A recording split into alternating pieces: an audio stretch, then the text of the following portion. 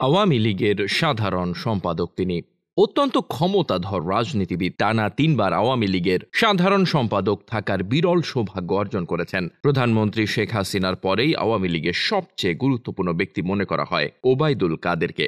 কিন্তু তিনি এখন তার এলাকায় পরবাসী হয়ে গেলেন। এলাকায় তার কর্তৃত্ব নড়বড়ে হয়ে গেল। নিজ এলাকায় তিনি এখন আগন্তুক এবং অপাংতেয় হয়ে যেতে পারে বলেও মনে করছেন এলাকাবাসী ও রাজনৈতিক বিশ্লেষকরা। ১৩৯টি উপজেলায় প্রথম ধাপের যে নির্বাচন অনুষ্ঠিত হয়েছে তার মধ্যে নোয়াখালীর সুবর্ণচর ছিল অন্যতম।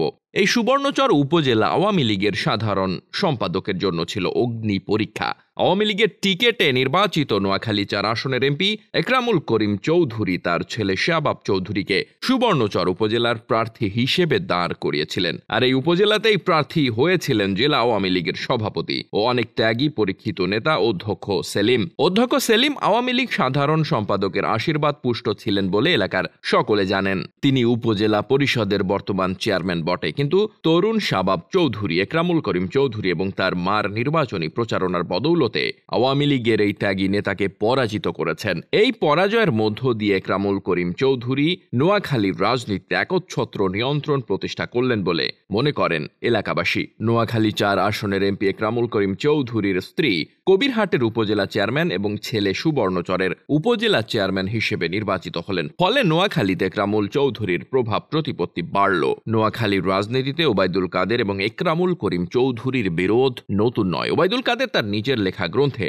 এই বিরোধের আদ্যপান্ত তুলে ধরেছেন এবং এই বিরোধের কারণেই তিনি ২০০১ সালে নির্বাচনে পরাজিত হয়েছেন বলেও ওই বইয়ে উল্লেখ করেছেন। নির্বাচনী বিরোধের কারণে হতাশাগ্রস্ত হয়ে আওয়ামী লীগের সাধারণ সম্পাদক রাজনীতি ছাড়তে চেয়েছিলেন, নিতে চেয়েছিলেন রাজনীতি থেকে বিদায়। কিন্তু আওয়ামী লীগ সভাপতি প্রধানমন্ত্রী শেখ হাসিনা, আলাউদ্দিন আহমেদ চৌধুরী নাসেম এবং সাবের হোসেন চৌধুরী এই দুইজনের মধ্যস্থতায় একরামুল করিম চৌধুরীর সাথে ওবায়দুল কাদেরের বিরোধ মেটানোর উদ্যোগ নেন এবং এরপর থেকে দুজন মোটামুটি একটি শান্তিপূর্ণ অবস্থান বজায় রেখে আসছিলেন। কিন্তু ওবায়দুল কাদেরের ছোট ভাই কাদের মির্জা বসুরহাট পৌরসভার মেয়র নির্বাচিত হওয়ার পর পরিস্থিতি পাল্টে যেতে শুরু করে। এ সময় কাদের মির্জা একরামুল করিম চৌধুরীর বিরুদ্ধে প্রকাশ্য অবস্থান নেন এবং তার বিরুদ্ধে নানা রকম অভিযোগ সামাজিক যোগাযোগ মাধ্যমে করতে থাকেন। এটি একরামুল করিম চৌধুরীকে বিব্রতকর পরিস্থিতির মধ্যে ফেলে দেয়। এ নিয়ে তিনি আওয়ামী লীগ সভাপতির কাছে অভিযোগ করেছিলেন। এই বিরোধের জেরে নোয়াখালীর রাজনীতি আবার একটি বিশৃঙ্খল পরিস্থিতির মধ্যে পড়ে যায়।